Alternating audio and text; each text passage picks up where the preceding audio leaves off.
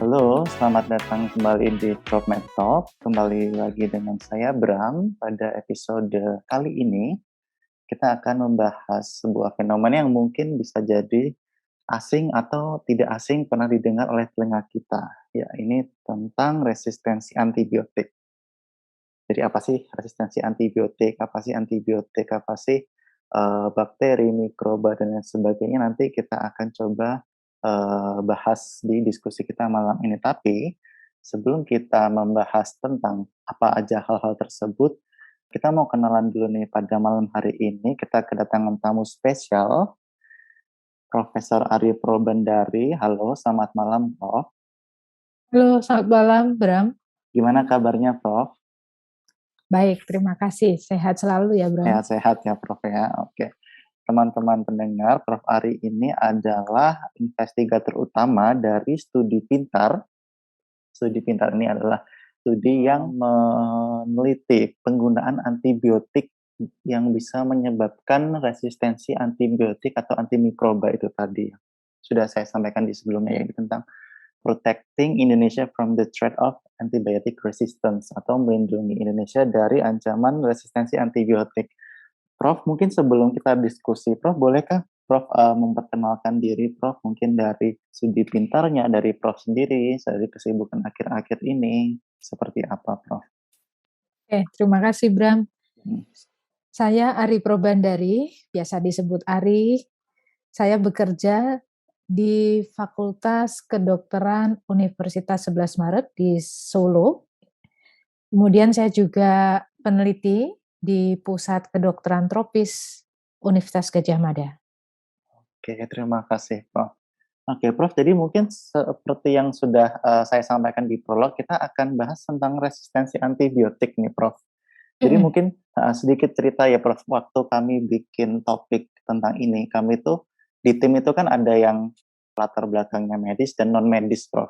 Kami itu coba brainstorming awalnya, kira-kira resistensi antibiotik ini istilah yang awam nggak sih didengar di sekitar kita, gitu kan? Apakah kalau misalnya saya nih ngomong resistensi antibiotik, orang yang mendengarkan itu sudah bisa ngeh apa sih resistensi antibiotik itu. Nah, itu yang kami kemarin diskusi. Kita nyoba nyari resistensi antibiotik, nama lainnya itu apa. Kemudian kami ketemu kebal antibiotik lah, atau ketahanan terhadap antibiotik. Mungkin dari Prof. Ari bisa dijelaskan kah, Prof, tentang resistensi antibiotik atau kebal antibiotik ini apa, Prof? Oke, terima kasih, Bram. Ya, jadi resistensi antibiotik itu adalah suatu keadaan di mana bakteri itu sudah tidak merespon obat yang semestinya bisa membunuh atau menghambat pertumbuhan bakteri itu, ya. Jadi ada kuman itu kan berbagai jenis ya, salah satunya adalah bakteri. Nah, antibiotik adalah antibakteri. Dia punya fungsi untuk membunuh bakteri atau juga bisa menghambat pertumbuhan bakteri itu. Nah, kalau secara medis, kondisi yang tadi saya sampaikan memang istilahnya resistensi. Jadi resistensi antibiotik. Resistensi antibiotik. Iya, kalau secara awam, istilah yang sekarang banyak mulai disosialisasikan di Indonesia khususnya adalah kata kebal, jadi kebal antibiotik. Kebal antibiotik ya, Pak. Betul. Misalnya ini yang sudah lama ya ditemukan, ini adalah contohnya penyakit tuberkulosis, ya adalah penyakit infeksi yang banyak menyerang organ paru-paru disebabkan oleh Mycobacterium tuberculosis. Nah, lalu ini juga sudah diketahui bahwa ada jenis tuberkulosis yang ternyata dia sudah kebal terhadap bakterinya, bakteri Mycobacteriumnya sudah kebal terhadap beberapa antibiotik yang sebetulnya merupakan pilihan pertama untuk tuberkulosis. Nah, itu disebut tuberkulosis kebal obat gitu ya. Tuberkulosis kebal obat ya, Prof. Ya, kebal obat ya. Jadi mungkin kalau sekarang kita mesti banyak mensosialisasikan istilah kebal ya, kebal antibiotik. Karena ini Prof, waktu kami bikin diskusi list pertanyaan-pertanyaan kemarin itu Prof, justru malah kami yang dari background medis itu nggak ngerti nama lain resistensi antibiotik ini apa. Kami harus nyari dulu di referensi di internet, oh ternyata sekarang itu istilahnya adalah kebal antibiotik. Nah, ternyata memang ini yang akhirnya mungkin kalau orang dengar resistensi dan dengar kebal lebih bisa mudeng cepat dengar kebal daripada istilah resistensi gitu ya Prof ya. Ya, betul. Mungkin Prof, mungkin sambil jalan nanti diskusi ini kita coba pakai istilah kebal aja ya Prof ya. Boleh. Supaya kita sekalian mensosialisasikan istilah baru itu supaya orang-orang juga makin ngerti. Oke.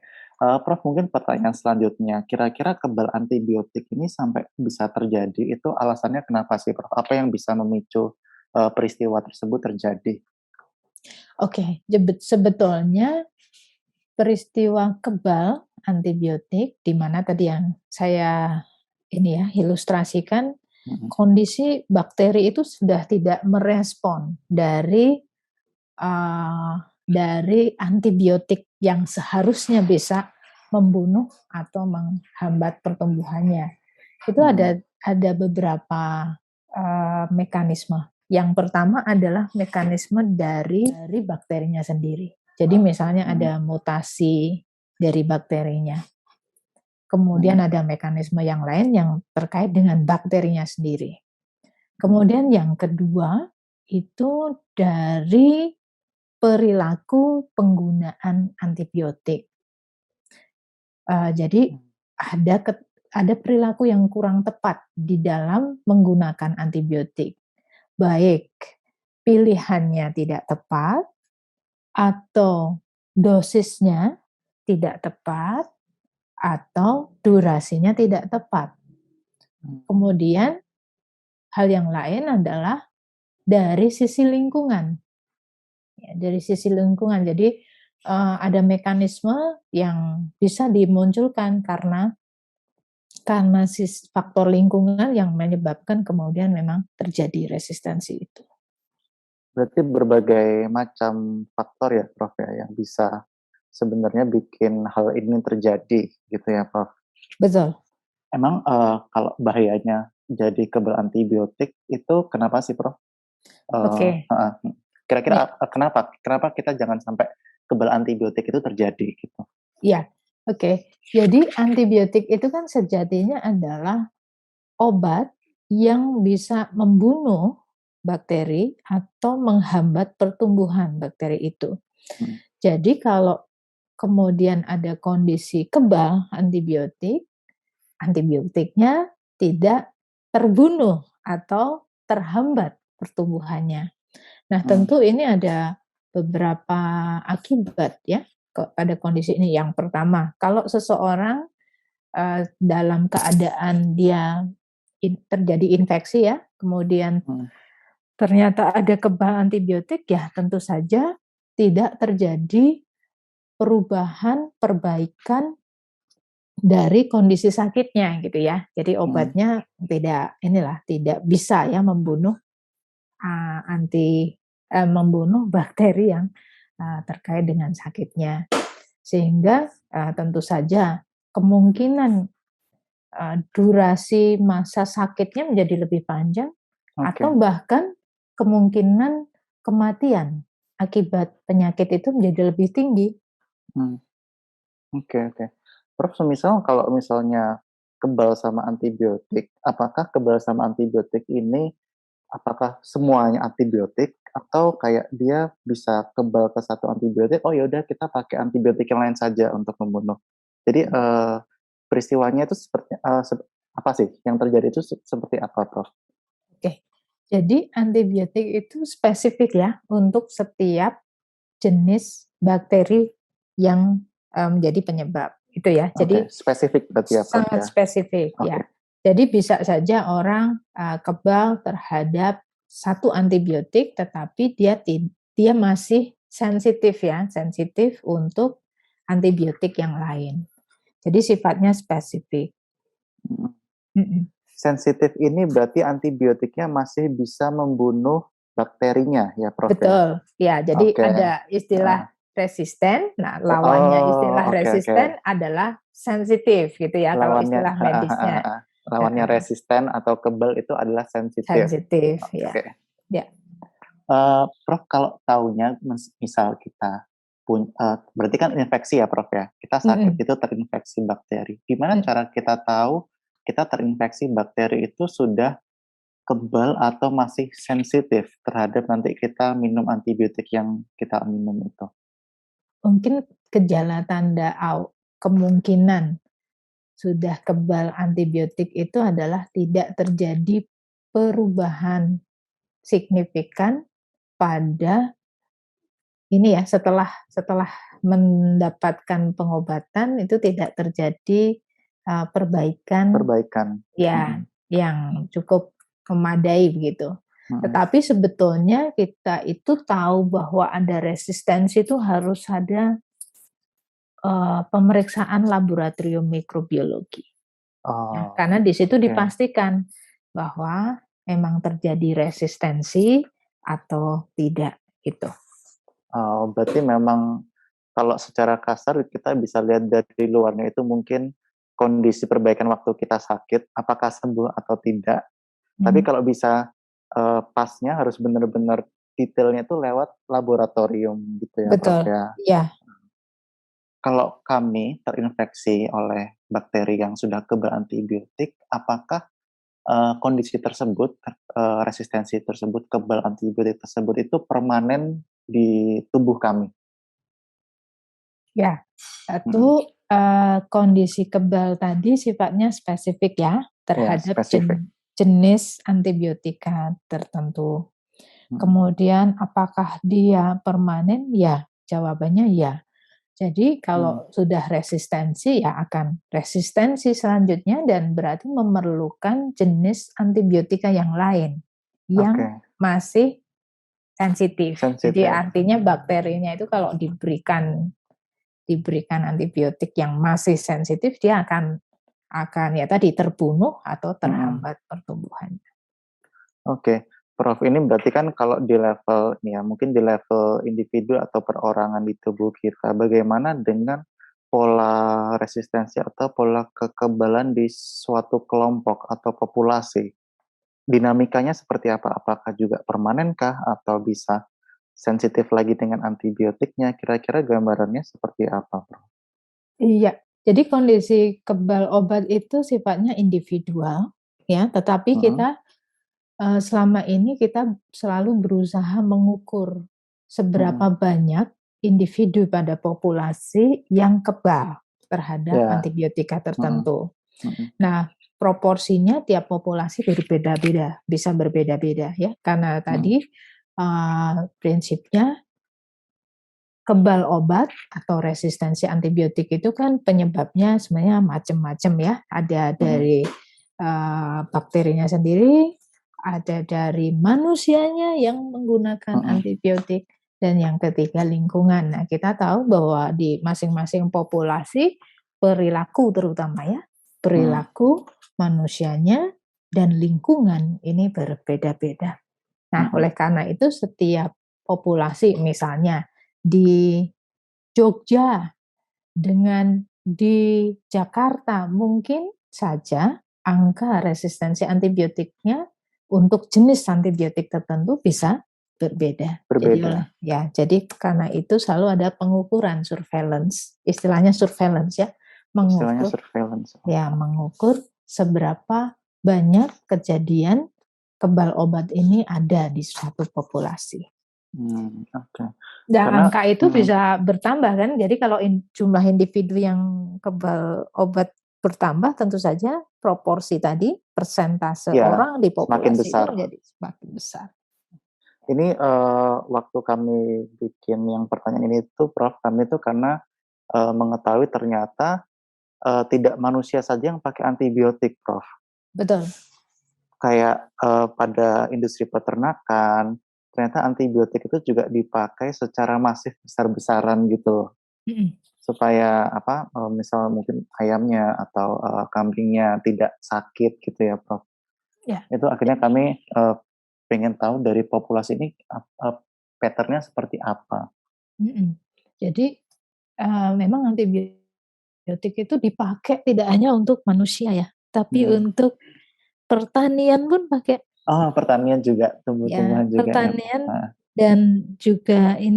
dan juga kalau pertanian mungkin lebih ke ini ya, antimikroba ya, karena kalau kita sebut antimikroba itu ada jamur, ada protozoa, ada Oh, oke. bakteri ya. Beda Kalau ya, Prof. pada peternakan ya ini bakteri ya, antibiotik banyak dipakai untuk peternakan juga.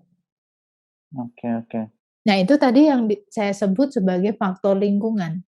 Faktor lingkungan ya, Prof ya. Ya, Oh ya. karena bisa saja misalnya limbah ya, limbah bisa dari fasilitas layanan kesehatan yang digunakan oleh manusia, tapi juga limbah dari peternakan kalau dia mengandung antibiotik ya, pengelolaannya dari limbah itu tidak tepat, maka bisa saja itu mempengaruhi bakteri tadi. Jadi ada interaksi antara lingkungan dengan bakteri. Berarti ini memang permasalahannya itu sebenarnya nggak kelihatan ya, Prof ya. Permasalahannya nggak kelihatan tapi ada di Tapi sekitar ada. kita. Nah, itu yang kemudian mungkin akan sekarang ini disebut-sebut bahwa resistensi antibiotik atau kebal obat itu menjadi next epidemic. Oke. Jadi diduga nanti akan meningkat terus kejadiannya di semua tempat. Ini yang harus kita menjadi tantangan kita bersama. Di topik tersebut, Prof, ancaman pandemi global berikutnya ya, Prof, berarti. Itu apakah ada kayak ramalan, apakah sekarang itu kita sudah punya bakteri banyak yang resisten, atau kayak mungkin beberapa tahun lagi datang akan cepat gitu, ada gambaran kah, Prof?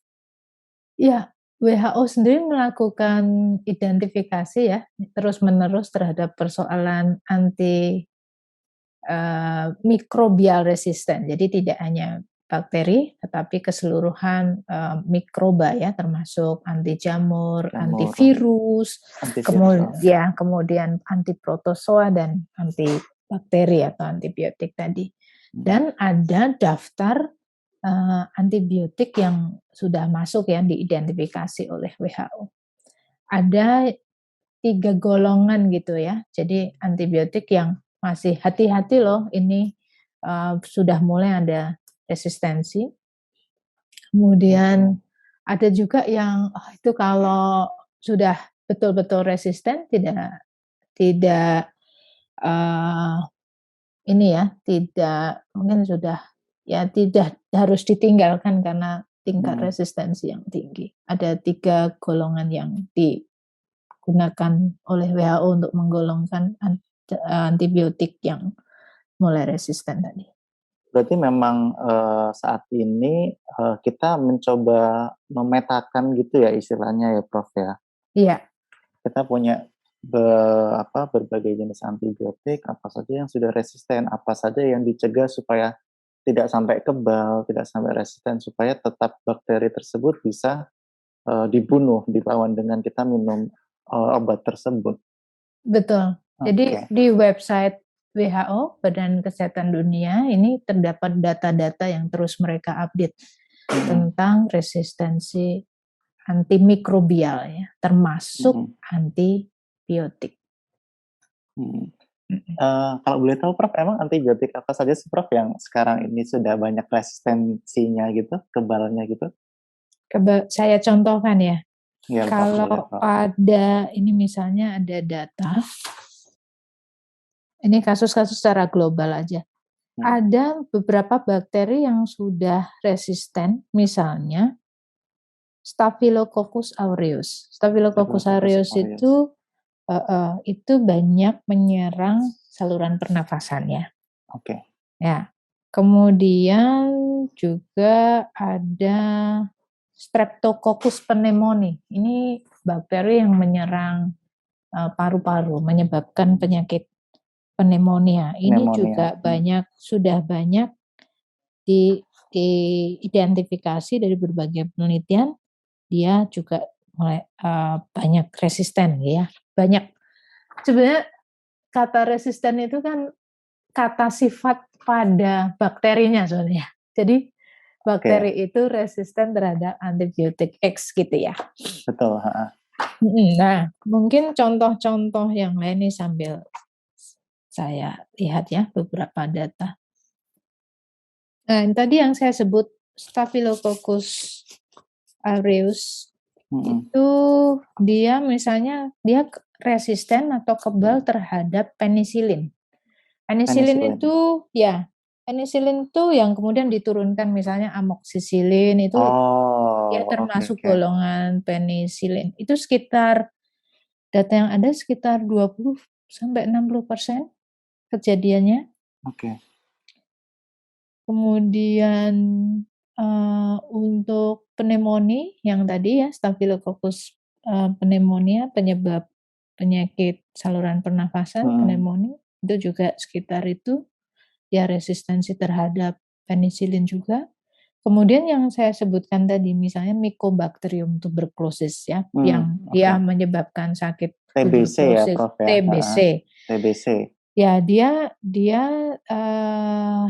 sudah ditemukan resisten untuk isoniazid dan rifampicin. Ini sekitar kejadiannya diperkirakan sekitar 0,7%. Kemudian ada yang lain-lain mungkin di ini ya yang di Indonesia banyak nih. Demam tifoid itu penyakit yang disebabkan oleh Salmonella typhi. Ini nama bakterinya.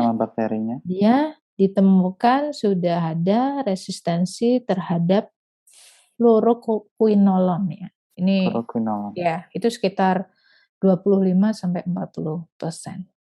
Jadi ada beberapa data yang ini WHO terus mengupdate, jadi ada sistem dia melakukan surveillance tentang resistensi ini secara global. Datanya bisa dilihat di websitenya WHO. Prof, tadi dengan amoksisilin, kayaknya amoksisilin ini memang antibiotik sejuta umat sih, Prof. karena kayaknya kalau kita beli antibiotik, kita udah baca nih, misalnya diresepin sama dokter gigi, amoksisilin. Kita sakit gigi dikit, belinya amoksisilin. Ternyata memang itu yang dimaksud oleh Prof. Ari tentang perilaku penggunaan antibiotiknya ya. Prof tadi menyinggung di Indonesia tentang studi pintar nih, Prof. Protecting Indonesia from the threat of antibiotic resistance. Prof bisa diceritakan studi ini tuh meneliti tentang apa sih, Prof? Yang saat ini Prof dan tim sedang kerjakan dari studi pintar. Ya, terima kasih Bram. Jadi studi pintar ini adalah studi yang merupakan kolaborasi di beberapa negara. Jadi penelitinya dari Indonesia, kemudian dari Australia, dari UK ya. Nah, di Indonesia sendiri ada 2 institusi yang terlibat yaitu Universitas Gadjah Mada dan Universitas 11 Maret. Di Australia itu ada UNSW, University of New South Wales di Sydney. Lalu ada George Institute for Global Health itu juga di Sydney. Kemudian di UK ada LSHTM, London School of Hygiene and Tropical Medicine, dan beberapa institusi yang lain. Yang dikerjakan di studi ini kira-kira apa, Prof? Jadi studi ini tuh kita mulai di 2019. Kita mulai dengan melakukan analisis situasi persoalan khususnya antibiotik resisten ya. Jadi kita spesifik untuk antibakteri. Nah, kita mulai dengan analisis situasi. Setelah itu kita merancang intervensi untuk memperbaiki persoalan itu dan juga mencoba mengimplementasikan intervensi itu.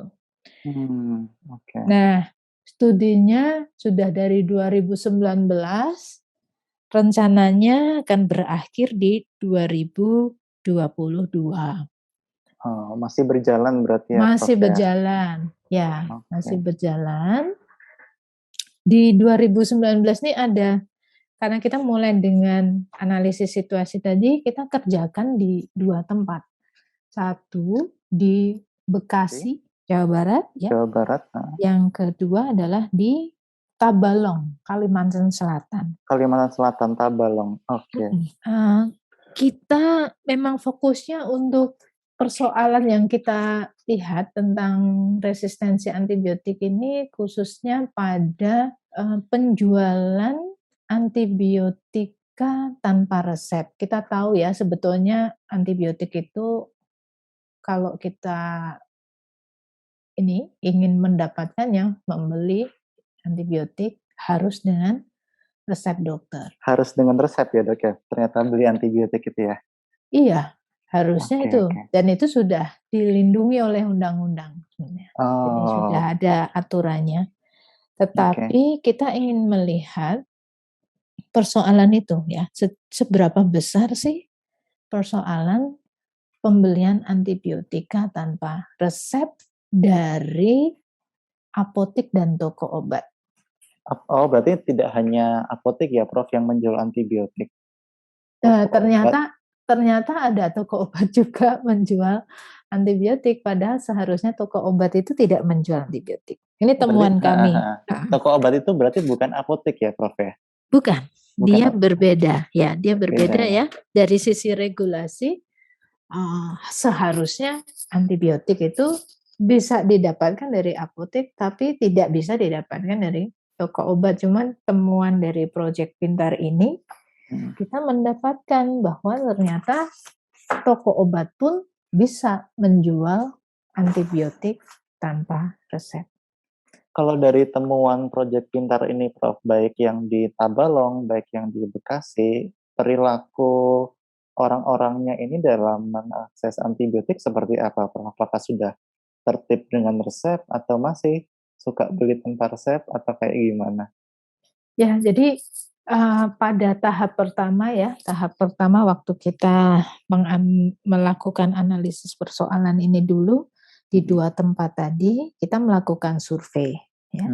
Survei, dari survei itu didapatkan hasil bahwa ternyata sekitar 69% Banyak ya, Prof. pembelian antibiotik itu bisa tanpa resep. Nah, terus kalau dilihat lagi 43% itu bisa dibeli itu dengan ini ya, permintaan. Jadi tanpa permintaan dari klien. Jadi dalam survei itu kita ada klien yang kita latih gitu ya. Jadi datang ke ke apotek dan toko obat ya. Nah, ini mencoba untuk membeli gitu, membeli antibiotika. Dan ternyata tadi hasilnya 69% kita bisa dapatkan antibiotika tanpa resep, 43% bahkan didapatkan ini tanpa ada semacam ini ya, ada semacam negosiasi, jadi langsung diberikan 43% itu asalkan di-request oleh pembeli itu diberikan.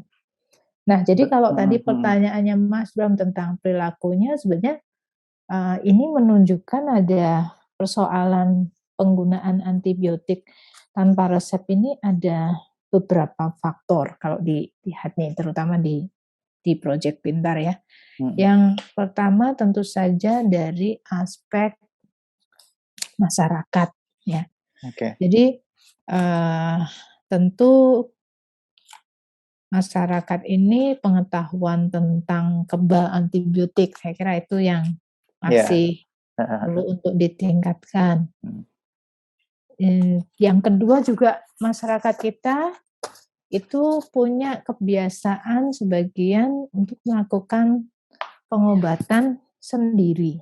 Swamedikasi ya, Prof, istilahnya. Swamedikasi, ya, swamedikasi termasuk memperoleh biotik nih ada setelah kita lakukan survei di 2 tempat tadi dengan klien yang kita latih tadi, kita juga melakukan wawancara ya pada pada pemilik dan apoteker, yang bekerja di apotek, kemudian juga, dari kliennya, jadi dari pengguna apotek, pengunjung. Di situ memang ada beberapa hal yang kita ketahui bahwa masyarakat itu dalam hal swamedikasi ini karena menganggap antibiotik ini memang obat yang itu ya, yang Obat ampuh ajaib, untuk obat ampuh. mengatasi apa saja gitu. Sehingga Oke. itu image yang ada di masyarakat tentang antibiotik. Sehingga mereka apa-apa pasti cari antibiotik gitu ya. Oh. Ini yang pertama itu. Jadi dari sisi masyarakatnya memang pengetahuan tentang kebal antibiotik, dan persepsi mereka tentang antibiotik itu saya kira perlu untuk kita Ditingkatkan bareng-bareng lagi. ya kita perbaiki. Yang kedua adalah juga dari sisi, ini ya, dari sisi pemberi layanan, dalam hal ini adalah apotek ya. Jadi di apotek swasta, kita lihat memang kejadian, pembelian antibiotika tanpa resep tadi lebih banyak terjadi pada apotek yang dia pada saat jam operasional itu tidak ada apoteker yang bertugas. Ini jadi artinya berarti, di sini tentu pengawasan menjadi sangat penting. Artinya berarti yang perlu untuk juga diajak ya untuk bareng-bareng untuk bisa memberikan edukasi pada masyarakat ini termasuk ya tidak hanya peran apoteker sebenarnya, tapi juga seluruh staf dari apoteknya, termasuk mungkin pemilik apotek juga. Pemilik apotek itu belum pasti apoteker ya, Prof ya? Belum pasti. Nah, di Oh. wawancara yang kita dapatkan, ini ternyata sangat bisa peran bahwa pengambilan keputusan yang terkait dengan manajemen apotek ini tidak selalu apotekernya yang ini, tapi juga pemiliknya.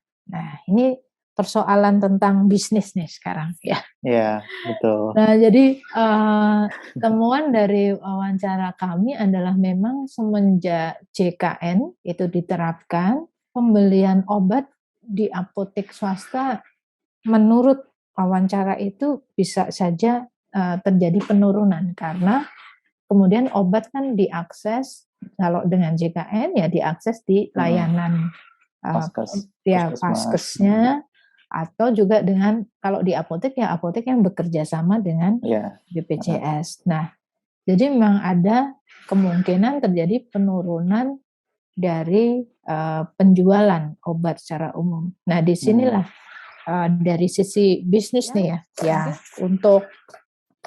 untuk meningkatkan ini income ya, lalu terjadilah ya termasuk bahwa antibiotik bisa dijual tanpa resep. Yang ketiga tentu kita tahu bahwa sebetulnya sudah ada regulasi. Ya, regulasinya sangat jelas. Tetapi problemnya ada pada pengawasan implementasi regulasinya. Nah, ini semua saya kira yang memang Proyek Pintar mungkin tidak akan bisa menyelesaikan keseluruhannya. Kita dalam hal ini kita mencoba untuk mengajak para apoteker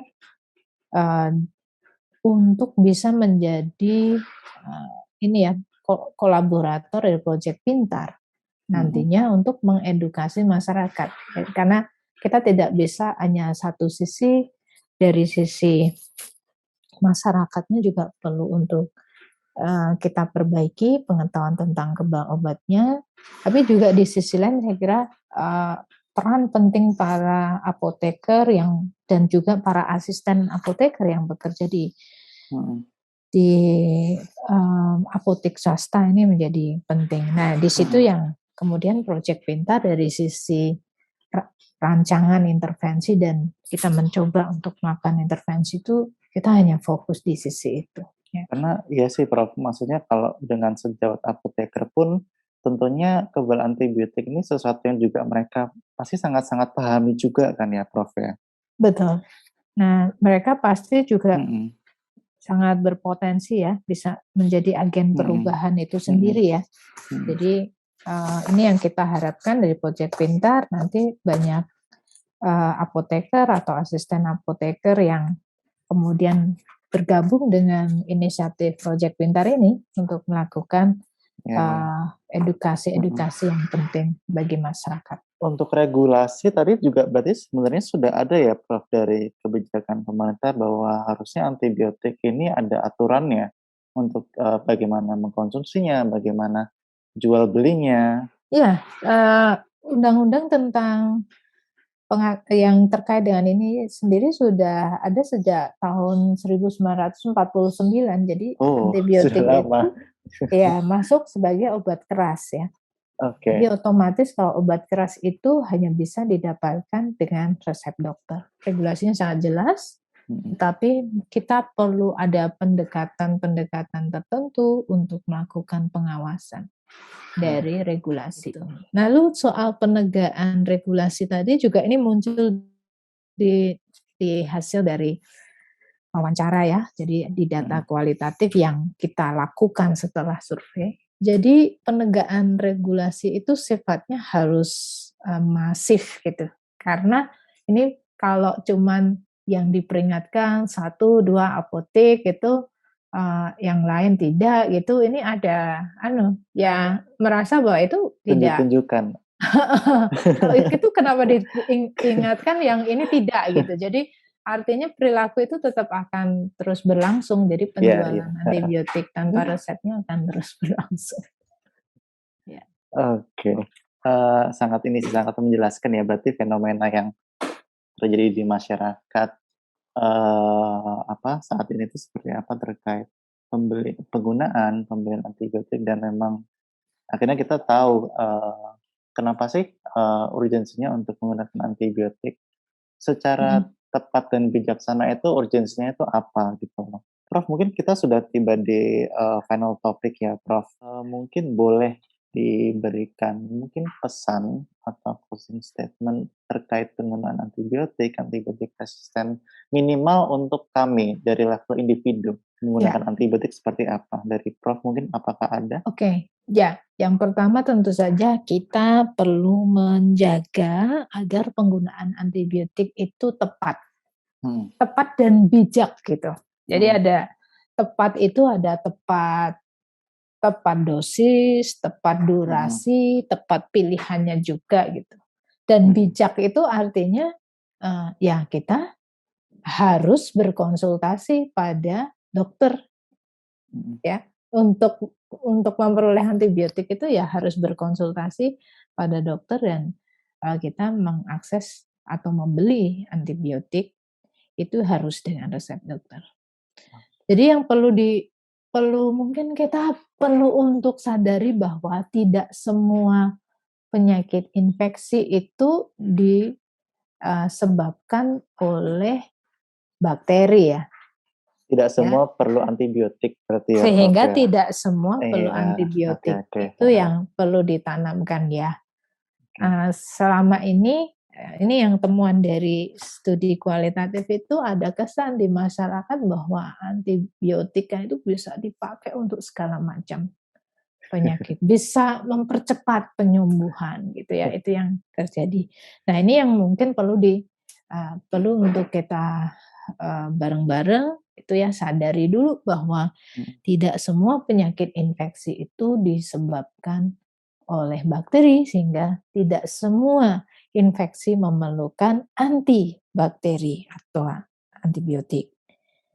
Ya. Nah, yang tadi ya yang bisa menentukan ya ini butuh antibiotik, ini tidak, itu adalah dokter. Sehingga sekali lagi bahwa kita butuh ketemu dokter nih. Kalau kita merasa ya bahwa sangat mungkin ini memerlukan antibiotik, kontak saja atau datang ke layanan kesehatan. Oke, siap Prof.